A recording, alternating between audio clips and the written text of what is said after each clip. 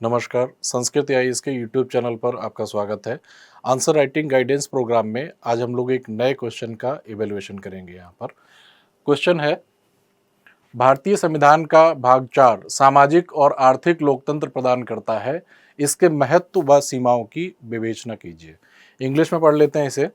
Part 4 of the Indian constitution provides for social and economic democracy. Discuss its importance and limitations. इस प्रश्न में दो भाग हैं। पहले भाग में पूछा गया है कि भाग 4 सामाजिक आर्थिक लोकतंत्र प्रदान करता है, तो पहले वाले भाग में सामाजिक आर्थिक लोकतंत्र से संबंधित तत्वों को लिखना है और दूसरे भाग में नीति निदेशक तत्व जो हैं उनके महत्व के बारे में और उनकी सीमाओं के बारे में संक्षेप में चर्चा करनी है। और यहाँ पर देखेंगे आप लोग, ये प्रश्न भी छोटा प्रश्न है, 150 शब्दों में लिखना है, 10 नंबर वाला प्रश्न है।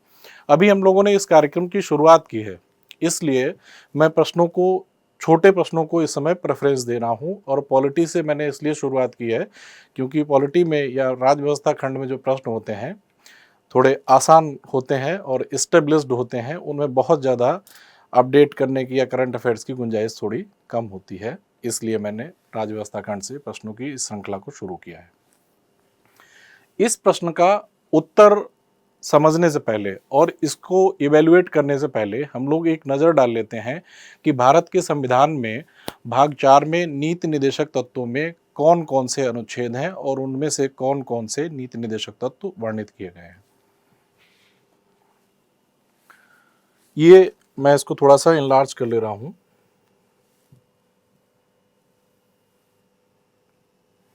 भाग 4 राज्य की नीति के निदेशक तत्व, इसमें जो आर्टिकल 36 है, 36 से लेकर और 51 तक, 51 तक नीति निदेशक तत्व कुछ निश्चित किए गए हैं। इसमें आर्टिकल 37 में लिखा गया है स्पष्ट रूप से कि यद्यपि ये जो नीति निदेशक तत्व हैं किसी न्यायालय द्वारा प्रवर्तनीय नहीं है, किसी न्यायालय में जाकर इनका अनुपालन नहीं कराया जा सकता है, किंतु ये शासन में मूलभूत हैं और विधि निर्माण करने में राज्य का ये कर्तव्य होगा कि वह इन तत्वों का अनुपालन करे। तो अब यहाँ पर जब हम नजर डालेंगे इनमें,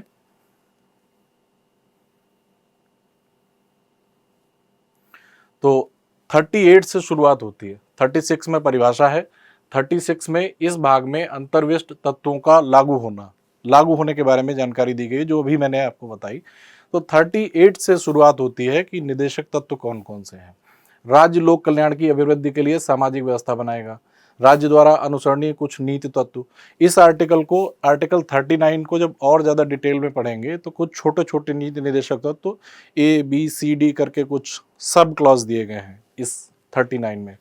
39A समान न्याय और निःशुल्क विधिक सहायता। 40 कहता है ग्राम पंचायतों का संगठन। 41 कहता है कुछ दशाओं में काम, शिक्षा और लोक सहायता पाने का अधिकार। काम की न्याय संगत और मानवोचित दशाओं का तथा प्रसूति सहायता का उपबंध। 43 कहता है कर्मकारों के लिए निर्वाह मजदूरी आदि। 43A कहता है उद्योगों के प्रबंध में कर्मकारों का भाग लेना। और 43B कहता है सहकारी सोसाइटियों का संवर्धन। सहकारी सोसाइटियों का मतलब है कोऑपरेटिव सोसाइटीज से। 44 नागरिकों के लिए एक समान सिविल संहिता। 45 6 वर्ष से कम आयु के बालकों के लिए प्रारंभिक बाल्यावस्था देखरेख और शिक्षा का उपबंध। 46 अनुसूचित जातियों, अनुसूचित जनजातियों और अन्य दुर्बल वर्गों के शिक्षा और अर्थ संबंधी हितों की अभिवृद्धि। 47 कहता है पोषाहार स्तर और जीवन स्तर को ऊंचा करने तथा लोक स्वास्थ्य का सुधार करने का राज्य का कर्तव्य। आर्टिकल 48 है कृषि और पशुपालन का संगठन। 48A कहता है पर्यावरण का संरक्षण तथा संवर्धन और वन तथा वन्य जीवों की रक्षा। 49 राष्ट्रीय महत्व के संस्मारकों, स्थानों और वस्तुओं का संरक्षण। आर्टिकल 50 कहता है कार्यपालिका से न्यायपालिका का पृथक्करण। और आर्टिकल 51 कहता है अंतर्राष्ट्रीय शांति और सुरक्षा की अभिवृद्धि करना। तो ये ऐसे इसमें तत्व शामिल किए गए हैं कि इन तत्वों को लागू कराने के लिए किसी न्यायालय में जाकर इनको लागू नहीं कराया जा सकता। ये राज्य की सामर्थ्य पर निर्भर करता है कि वह इन तत्वों को लागू करे। अब प्रश्न देख लेते हैं। प्रश्न की भूमिका देख लेते हैं, क्या लिखा है इस बच्चे ने।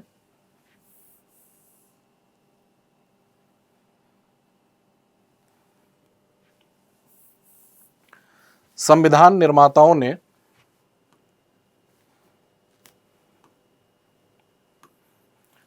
निर्माताओं ने लोकतंत्र को बनाए रखने के लिए, राज्य के कल्याणकारी कार्यों को भविष्य में दिशा निर्देश देने के लिए संविधान के भाग 4 में नीति निदेशक तत्व में शामिल किया गया है।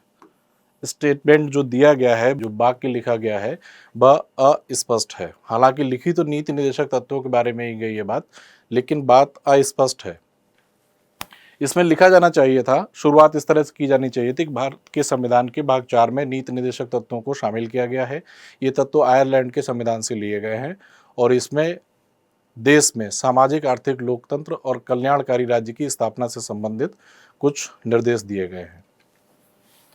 हालांकि भूमिका लिखी तो नीति निदेशक तत्वों के बारे में ही है, लेकिन बहुत ठोस बातें नहीं लिखी हैं। और दूसरी चीज है कि वाक्य संरचना भी अस्पष्ट है, इसमें बात समझ में नहीं आ रही है। इसके बाद नीचे चलते हैं।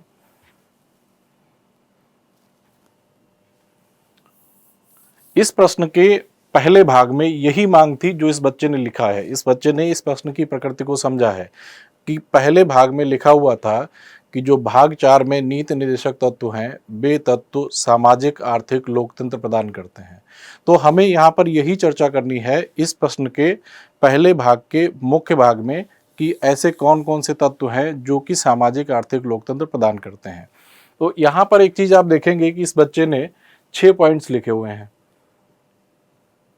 लेकिन जब नीति निदेशक तत्वों पर की लिस्ट पर जब हम नजर डालेंगे तब ये 51 तक दिए गए हैं।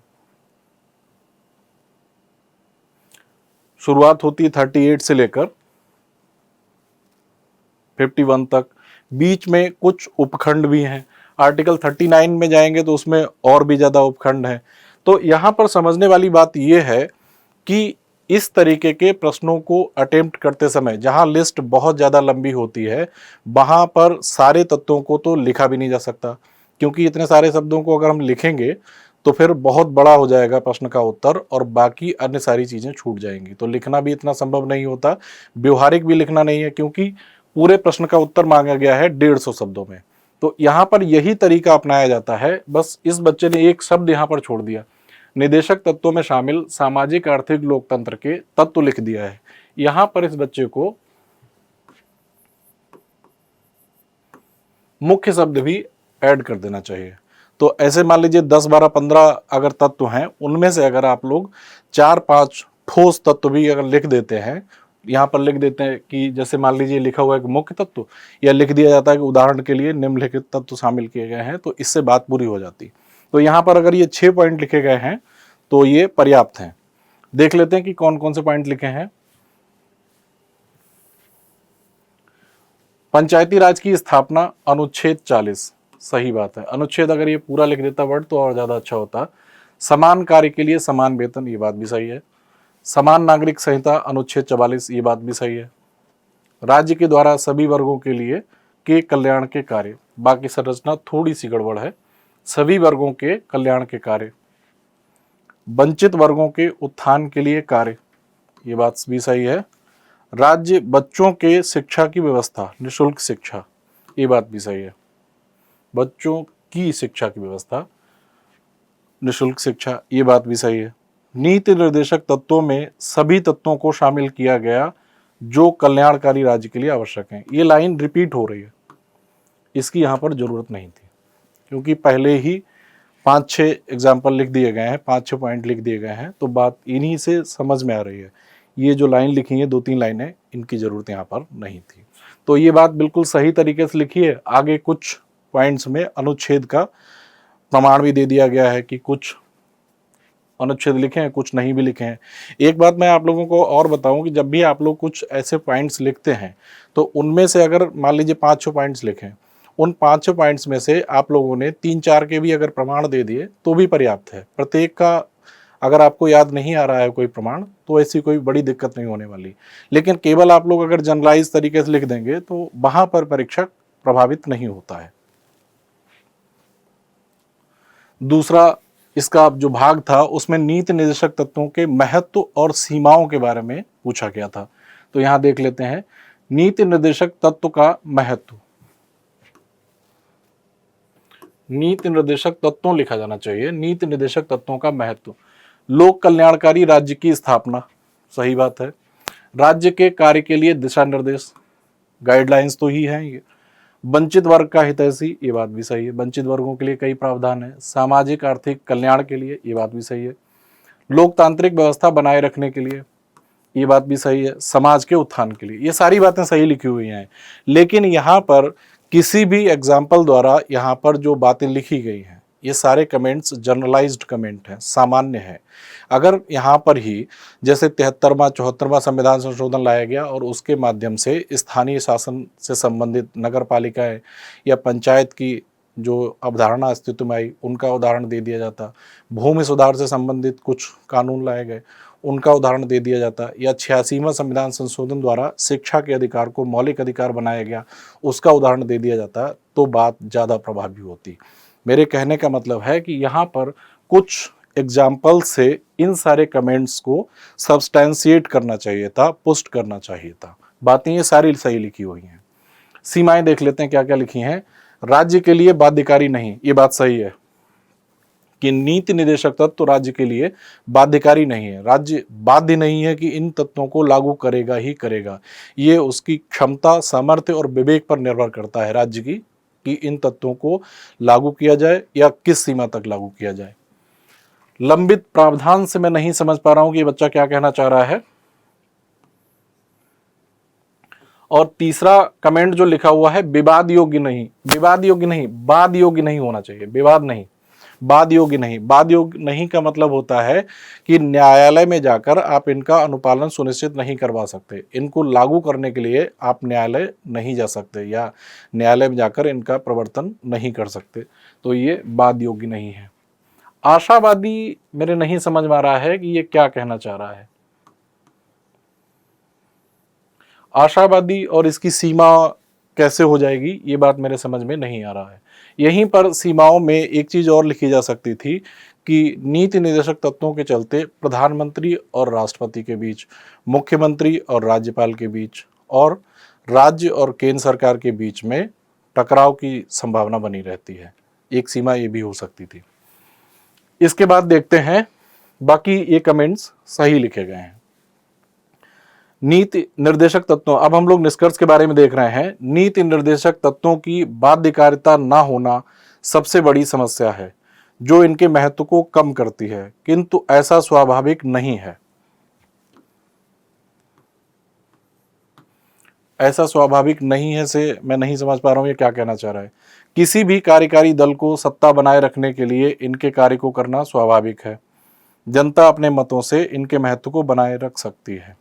ये भूमिका में जो बातें लिखी हुई हैं, ये बातें प्रश्न की मांग के अनुरूप नहीं है, या यहाँ पर जो निष्कर्ष है वह कमजोर निष्कर्ष है। निष्कर्ष प्रश्न को ठीक तरीके से समराइज नहीं कर रहा है। तो अब हम लोग मार्क्स को देख लेते हैं कि किस तरीके से इसमें मार्क्स दिए जा सकते हैं। ये रहा पहला भाग।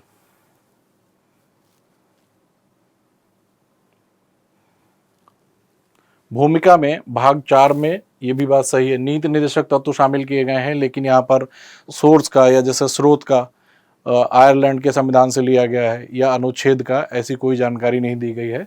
और यहाँ पर मैंने पहले ही चर्चा की थी कि वाक्य संरचना थोड़ी कमजोर है, तो इसलिए भूमिका में बहुत अच्छे मार्क्स देने की गुंजाइश यहाँ पर नहीं है। लेकिन फिर भी क्योंकि लिखा है भाग 4 में नीति निर्देशक तत्व और लोकतंत्र को बनाए रखने के लिए, राज्य की कल्याणकारी कार्यों को भविष्य में दिशा निर्देश देने के लिए, तो इसलिए मैं इसमें 0.5 मार्क्स देना चाहूंगा। लेकिन पहले भाग का जो मुख्य भाग है उसमें इस बच्चे ने कुछ कमेंट भी लिखे हैं और उनको अनुच्छेद वगैरह लिख के सब्सटेंशिएट किया है कि हवा हवाई बातें नहीं लिखी हैं। इसलिए इसका प्रश्न का पहले भाग का जो दूसरा खंड है या मुख्य भाग है, या प्रश्न के पहले खंड का जो मुख्य भाग है, वहां पर बात ठीक से लिखी हुई है, इसलिए मैं यहां पर इसको 2 नंबर दूंगा। भूमिका में मैंने आधा नंबर दिया पहले खंड में, और जो मुख्य भाग है पहले खंड का उसमें मैंने इसे 2 नंबर दिए हैं, क्योंकि इसने जो यहाँ पर लिखे हैं 5-6 पॉइंट्स, ये बिल्कुल सही लिखे हैं, यही करना चाहिए था। बस एक गलती थी, इसने यहाँ पर इसे मुख्य लिख देना चाहिए था, मुख्य तत्व। इन लाइंस की जरूरत ही नहीं थी, ये अननेसेसरी है। महत्व और सीमाओं के बारे में देख लेते हैं। तो महत्व जो लिखा गया है, ये महत्व तो यही है, जो सारी बातें लिखी गई यही सारी बातें हैं, बातें तो सब सही हैं, लेकिन इसने सब्सटैंशिएट नहीं किया है, अपनी बात को जस्टिफाई नहीं किया है, इसलिए मैं इसको इसमें नंबर कम दूंगा, इसमें नंबर मैं 1 दूंगा। यहाँ पर सीमाओं में ये जो लंबित प्रावधान, आशावादी, ये मेरे समझ में नहीं आया है, इसलिए मैं इसको यहाँ पर मार्क्स थोड़े कम दूंगा। निष्कर्ष भी प्रश्न की मांग के अनुरूप नहीं है, या जिस तरीके से समराइज करके कंक्लूड करना चाहिए था वैसे कंक्लूड नहीं किया गया है, इसलिए मैं यहाँ पर मार्क्स निष्कर्ष में नहीं देना चाहूँगा। इसका निष्कर्ष इस प्रकार से हो सकता था कि यद्यपि ये जो नीति निर्देशक तत्व हैं ये न्यायालय द्वारा प्रवर्तनीय नहीं है, परंतु फिर भी यदि इनका पालन कर लिया जाता है तो भारत में सामाजिक आर्थिक लोकतंत्र को स्थापित करने में और कल्याणकारी राज्य की स्थापना में सहायता मिलेगी।